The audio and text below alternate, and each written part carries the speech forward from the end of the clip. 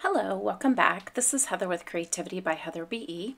If you're just joining us for the first time, I welcome you to subscribe and don't forget to hit that little bell if you enjoy this video and you want to see more. So today I am showing you a card using alcohol ink pearls and also a Simon Says stamp background. So I am using a piece of felt, and this is just white felt. I believe I picked it up at Walmart, honestly, and I have it taped to one of my Misty Corner rulers. And this is a trick that Jennifer McGuire had used in one of her videos, and I'll link that video below. She shows a lot of different ways to add felt to objects and to kind of give you some cool alcohol effects. So I am using all pearls, which are new from Ranger, and they're fabulous. So for the red, I'm using Deception, orange is Splendor, the yellow is Alchemy, the green, which I'm adding there, is Sublime, the purple is Tranquil, the blue is Tranquil, and the purple is Villainous. And I am using a piece of just scrap Yupo paper, and I wanted to kind of see what these colors look like in a rainbow, because there are several options. There are some pinks, there are a couple different greens that were in this release, and I believe there were 12 that were released so far. So I am adding them onto my felt, and then I'm using kind of the handle of the ruler and trying to figure out what is going to be the best way to hold my paper and to run it across. And the nice thing with the alcohol pearls and any of the alcohol inks is they dry really quickly. So once I get my ink down, I'm able to kind of hold on to it without messing up my design.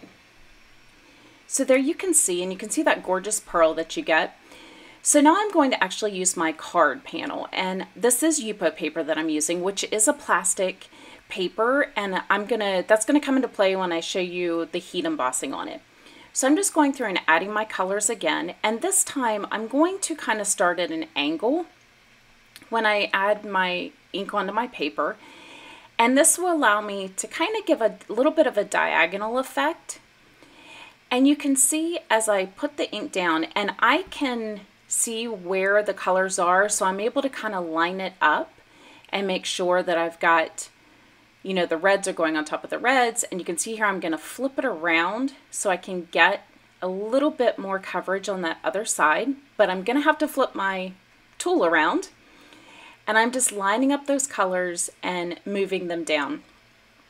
And you can see how it kind of looks a little pale and light, but once you run it over again, it'll really darken everything up. And notice I haven't added any more alcohol ink. I'm using the same amount that I put on originally before I started this panel, and it's giving me all of this color.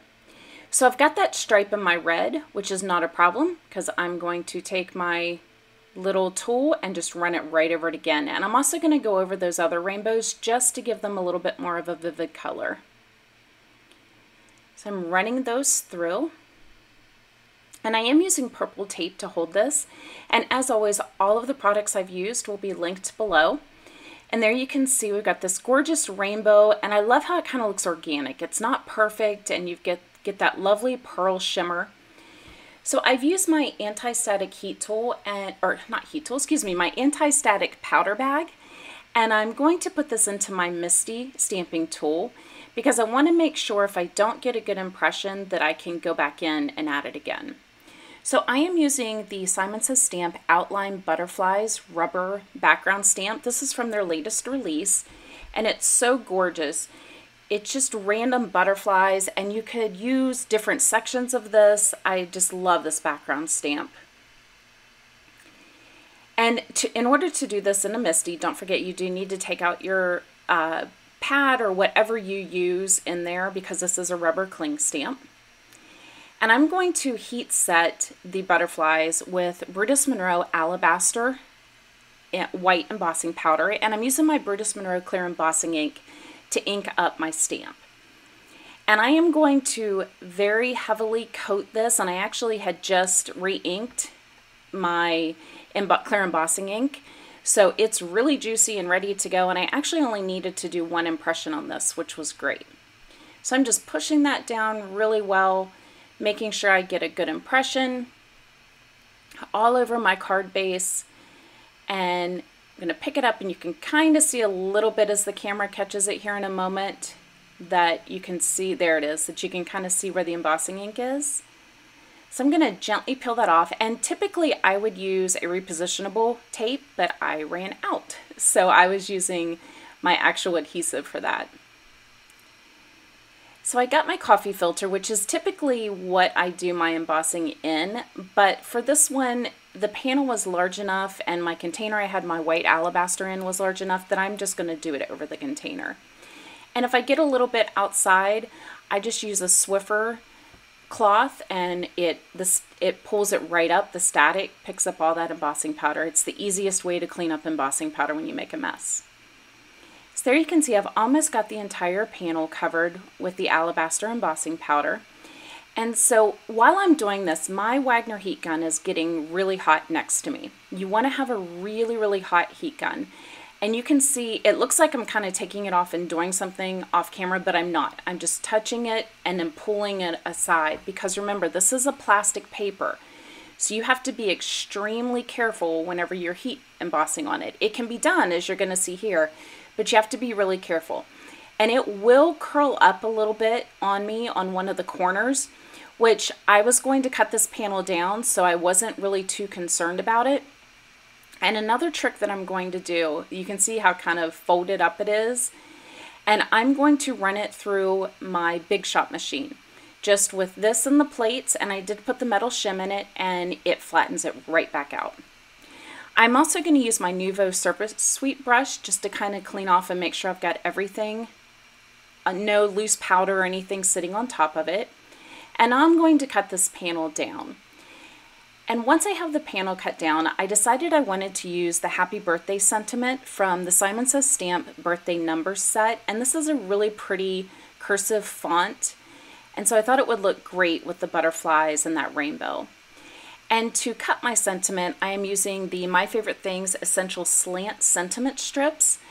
If you've watched my videos before, you've heard me say I cannot cut a straight sentiment strip to save my life. So when companies come out with these, I grab them up because they save me a large amount of headache and wasting my cardstock. So I love these different types of sentiment strip dies, and they're inexpensive for the amount that you get. And My Favorite Things honestly has some of my favorites. So I'm going to use my little Nuvo sweep, and honestly, I would not recommend using that. It's a little bit big for this. Typically I would use a paintbrush, but I had it sitting right next to me, so I just grabbed it, and I got very lucky that it didn't get rid of the embossing powder I wanted to stay on there.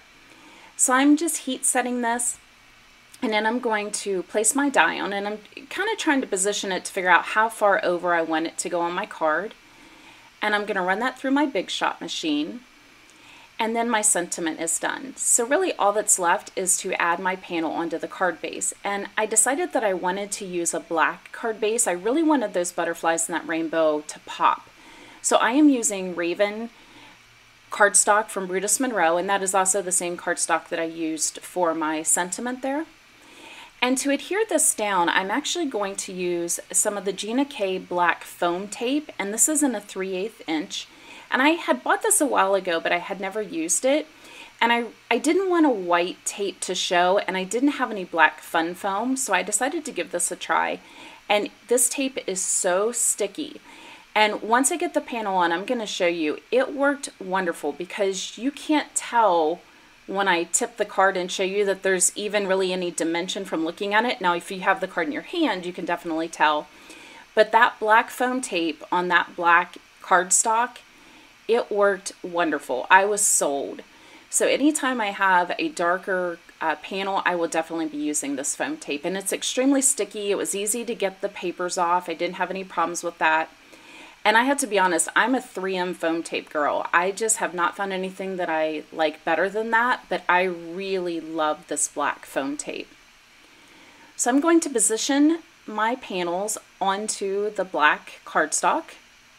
And then I'm also going to use some of that black foam tape for my sentiment. And I had a little bit of stray embossing powder, so I just used my Mono sand eraser and just to very lightly get rid of that. And if you are new to crafting, that mono sand eraser. They are extremely inexpensive, they last forever, and they are so worth having. If you haven't picked one up, you definitely should. And like I said, I'll have everything linked below, but they are wonderful. So there you can see we've got the card panel done. So now it's just a matter of adding it to our card base. And I'm going to use the Gina K Connect glue. This is a really strong liquid adhesive. And you can see there as I tip it to the side, it does have dimension, but you can't even tell because the black tape is blending in with the cardstock. I was really impressed with this.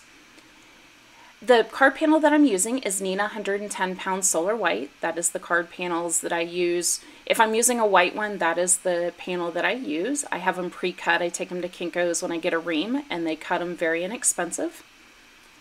And there we go. So I love this card. I love the alcohol pearl background. I think it would brighten anybody's day for their birthday, and it was so simple to make. It really didn't take any time at all. So I hope you enjoyed this video, and if you did, don't forget to like it. And once again, if you're not a subscriber, I hope that you'll consider subscribing. And if you'd like to see more videos, don't forget to hit that bell. Thank you so much and have a great day.